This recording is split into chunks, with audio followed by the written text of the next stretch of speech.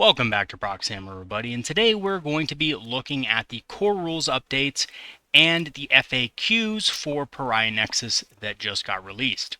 So I know I'm a little bit late on this, but I did want to give you guys my take on how this affects the Aeldari and of course also the Drukhari factions in Warhammer 40k, and if it's, anything that we have to worry about.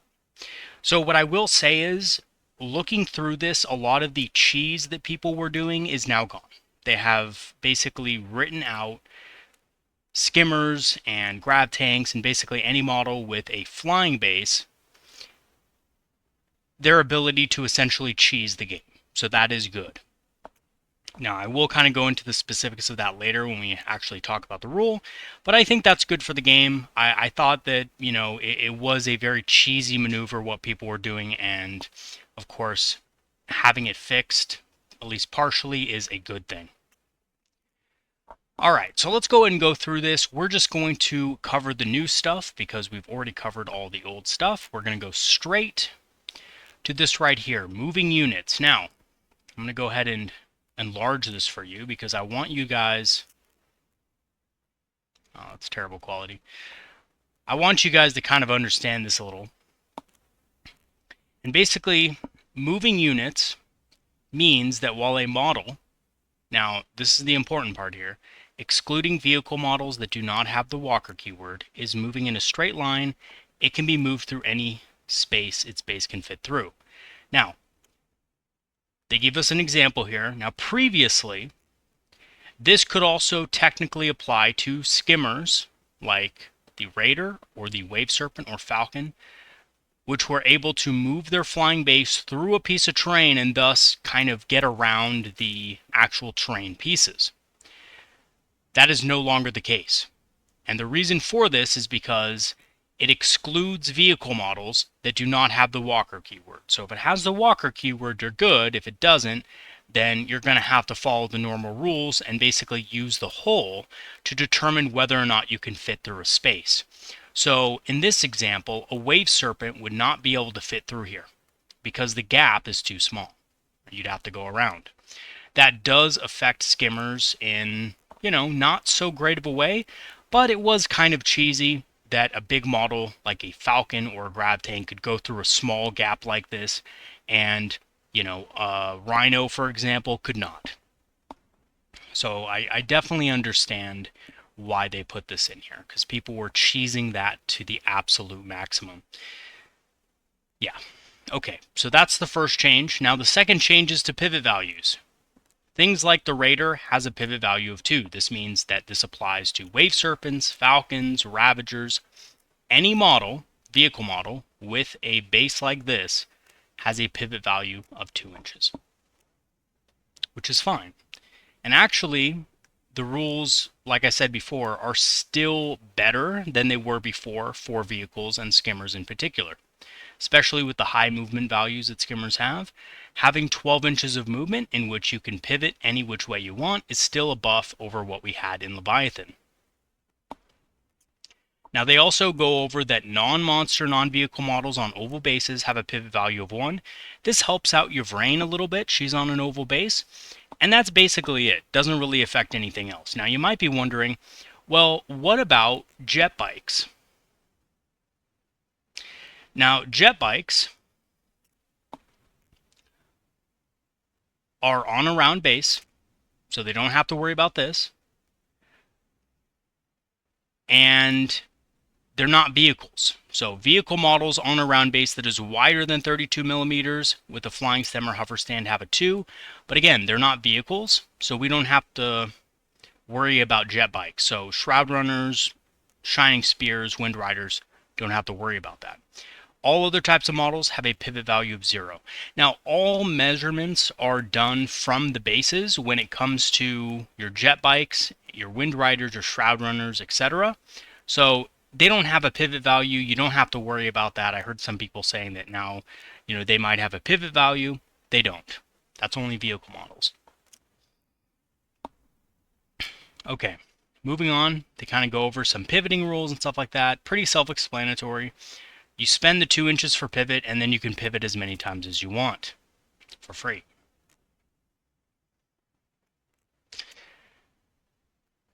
Okay, so big guns never tire makes it certain, and this doesn't really apply to us except maybe with the Spirit Seer and the Wraith Lord combo, or the, Spirit Seer and Wraith Seer combo. But basically what it says is, each time a monster or vehicle unit makes a range attack, if that unit was within engagement range of one or more enemy units when it selected targets, then you subtract 1 from the hit roll.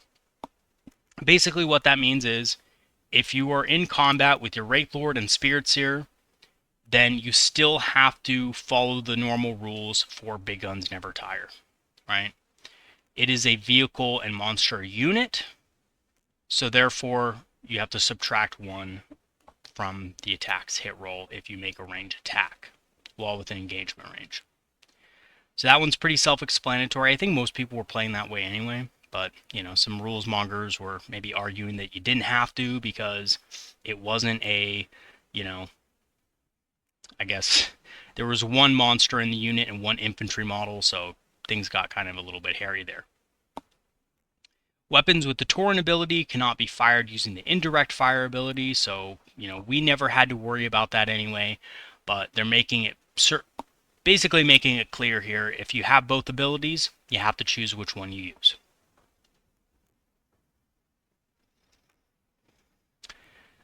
The Scouts rule was reworded.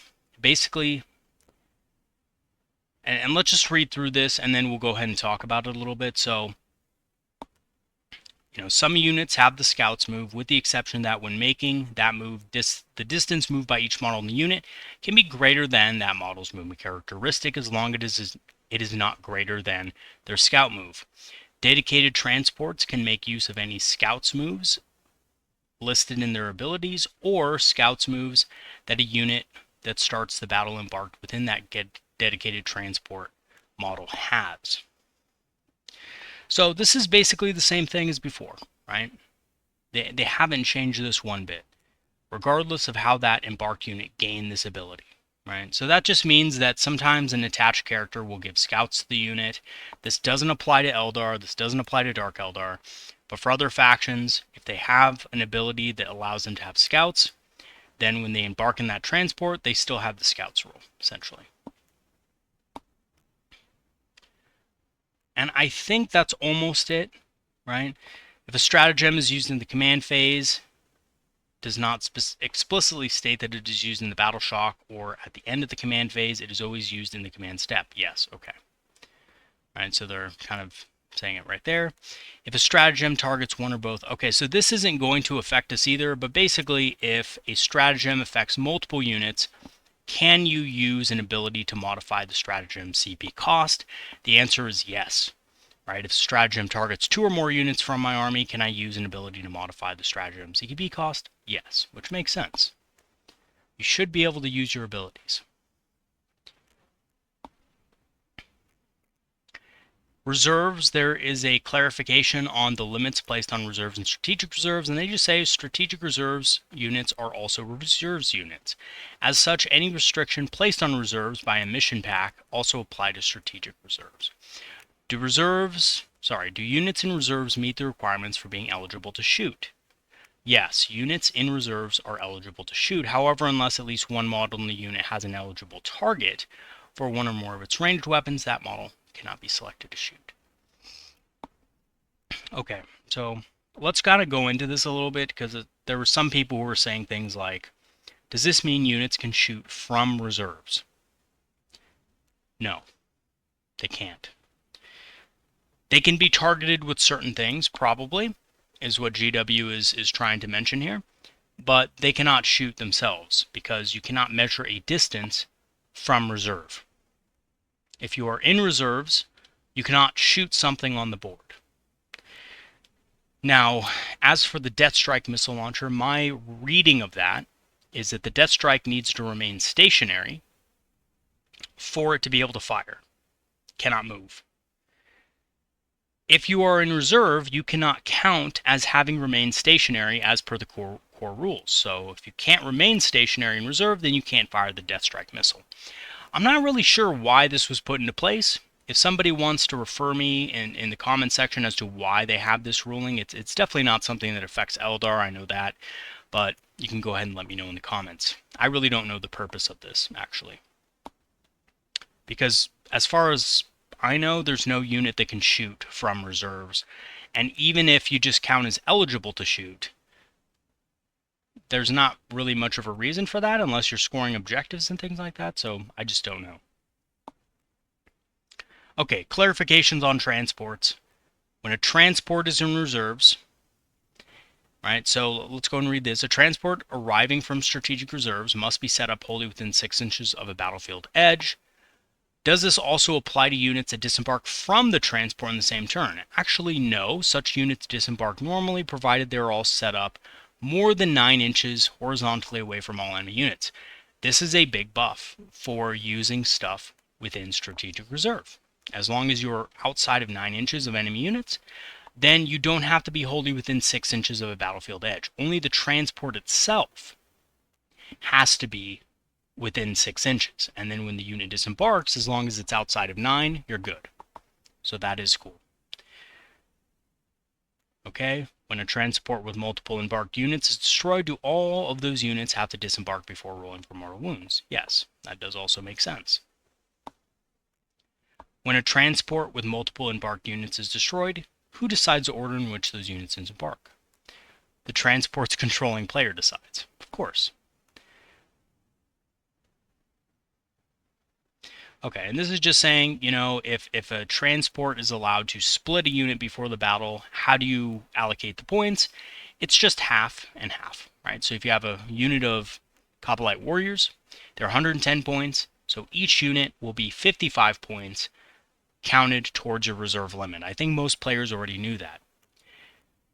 Can the Overwatch or Fire Overwatch Stratagem be used to shoot at a unit that just disembarked from a transport? Yes, this includes units that just disembarked from a transport that arrived from reserves in the same phase. Okay, so that's a clarification. This probably didn't need to happen because we already knew that, but GW is making it clear here, yes, for all the players who were confused on that.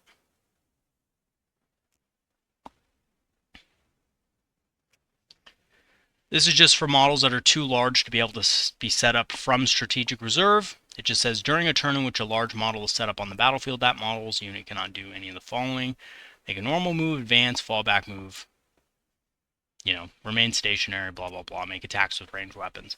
So if a model is too large to be able to be set up within the restrictions described by strategic reserves, can it still be placed in strategic reserves and later set up on the battlefield? It must be touching your battlefield edge while still being more than 9 inches away from all enemy units. That kind of sucks for some models that are too big to fit on the board because they can't really do anything when they come in, but that's how it be, guys. None of our models are like that, so it doesn't matter for us. Probably just some of the Imperial armor or Forge ruled stuff. That's a problem for, but nothing else. Okay, rules commentary. Let's see if there's anything new on this. I don't think there is, but let's just check through it anyway. I think they did make one change here, if I'm not mistaken, with the command points.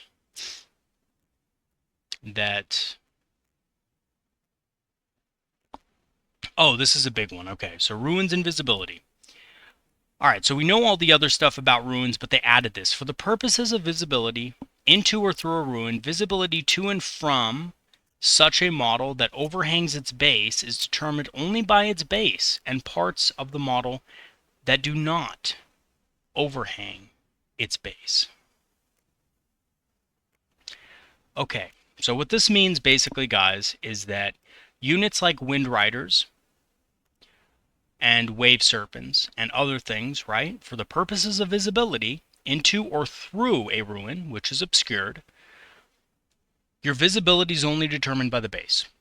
So, if I have a Wave Serpent on the other side of a ruin, and my base is completely on the other side, my base isn't within the ruin or partially in or whatever, then that means it's obscured, even if part of the model is within the ruin, because the line of sight is based, when you're shooting through a ruin, is based on the actual base, which means it is obscured.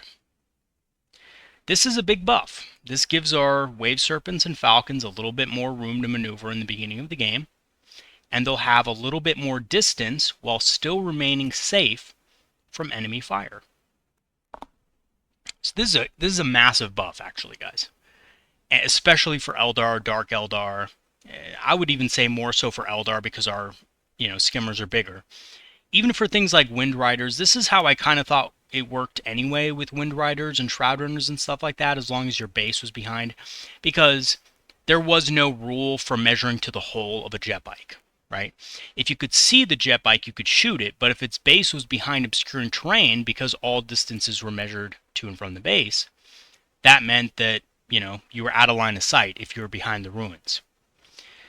This is huge for Wave Serpents and Falcons and stuff like that now as well, because you can have literally just the base behind the ruin footprint, the rest of the model within the terrain piece itself, and that will give you extra distance the next turn. Now, of course, if your opponent moves into the ruin or gets an angle off the side of the ruin where they can, actually draw line of sight to your base, or draw line of sight to, another part of your model at an angle, then you're still going to be seen, right? So it's only really going to help in the first turn when everything is, front to front, so to speak, when you're firing directly through a ruin and you can't see from the other, to the other side, then that will help in those cases. But if models are still able to get around and stuff, they're still going to be able to see you. But it does help, in my opinion, a lot to be able to, hide your models within the first couple turns of the game. So that's big. I believe there was something else too, if I'm not mistaken, but we'll see. Somebody had mentioned that it's only the Warlord Archon that can use the Lord of Deceit ability, the Lord of Deceit ability, but I'm not seeing it here, so let's go ahead and check the Pariah Nexus Tournament Companion and see if that's in here. Okay, so this also saw some changes. They changed Cull the Horde, right? When that unit's player added the unit to their army, the points value they subtracted from the total permitted from this battle was sufficient for that unit to be composed of 20 models or more. Okay, that means that an opponent can't just field 19 models and say, oh, I don't have to worry about Cull the Horde now, right? Because you paid the full points for it, so that means it's counted as a full unit. That's good. Okay. I think they changed reconnaissance. Otherwise, players roll off. The winner selects which corner the objective marker is moved towards. Okay. Makes sense.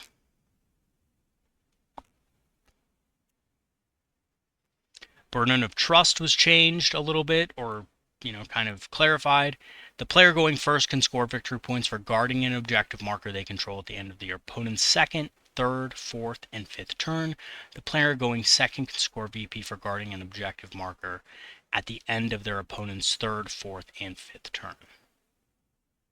Okay, so it gives a little bit of an advantage, it looks like, here to the player going first.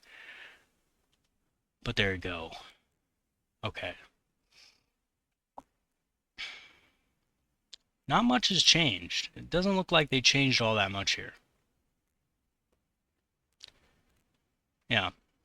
So it looks like they just clarified a couple of the missions that were problems, and that's about it. All character models from your army. Okay, that's a good distinction, right? Not character units, character models. So that's really good for assassination.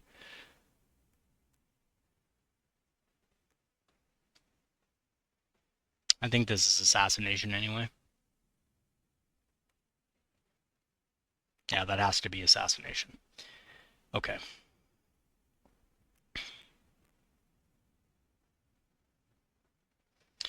Yeah, I don't think there's much else. So as far as I'm seeing here, it doesn't seem like they changed the Lord of Deceit ability, but I want to check one more thing, because maybe it's in the Dark Eldar index. Let's take a look. The Drukhari. I don't think so, because it wasn't updated, guys. So where else could we possibly find it? Maybe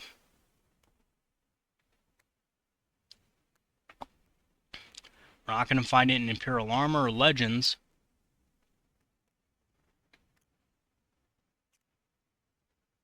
We're not going to find it in Combat Patrol.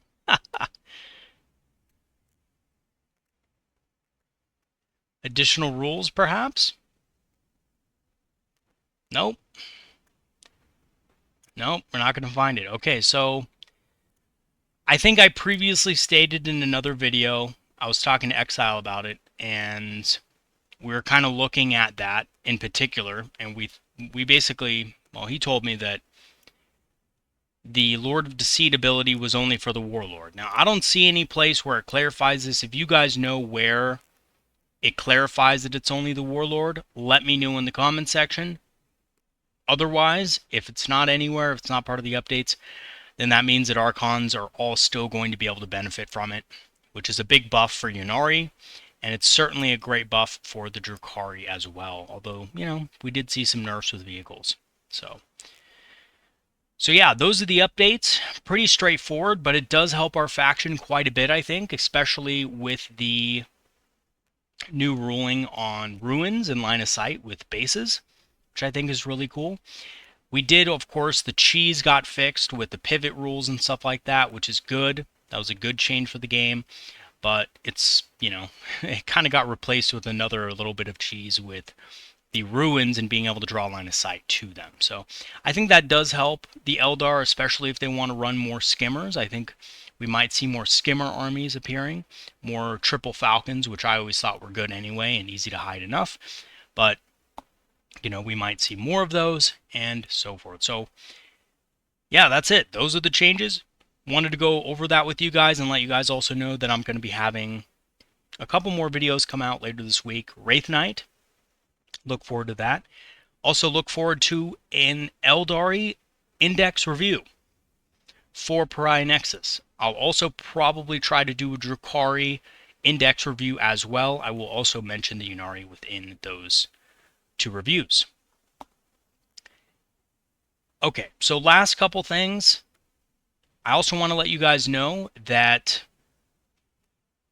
there's a reason why I'm doing this format a lot lately, and it's because my phone, which I normally record and kind of make the slideshows for the videos that I make, has been on the fritz. So I haven't been able to use that, and I've been kind of having to use more of a, you know, kind of live style recording instead. So I will have normal, you know, pre-recorded kind of edited videos out soon in that, you know, kind of earlier, in the earlier methods that I used for that, but have to fix my phone first. So just letting you guys know that. But we will have more content to come, and I want to thank all my patrons and supporters for, you know, supporting this channel as you have over the last couple of years. It's almost been 2 years actually, which is crazy. And if you guys also want to support the channel through the Patreon, I have free trials activated, which will grant you permanent access to our Discord community. And our Discord community is full of great people, great Eldar players who love helping out. And, you know, if you have any questions or need advice on anything, they'll be certain to help out, as will I. I will leave that link in the description for you guys. And I'm also an Amazon affiliate and have a channel store page. So if you want to, you know, grab some Eldar inspired apparel on the channel store page, or you want to grab some discounted Eldar minis on Amazon, I will leave those links in the description as well. Alright everybody, that's going to be it for today's video, and thanks for watching. Have a good one everybody. Peace out.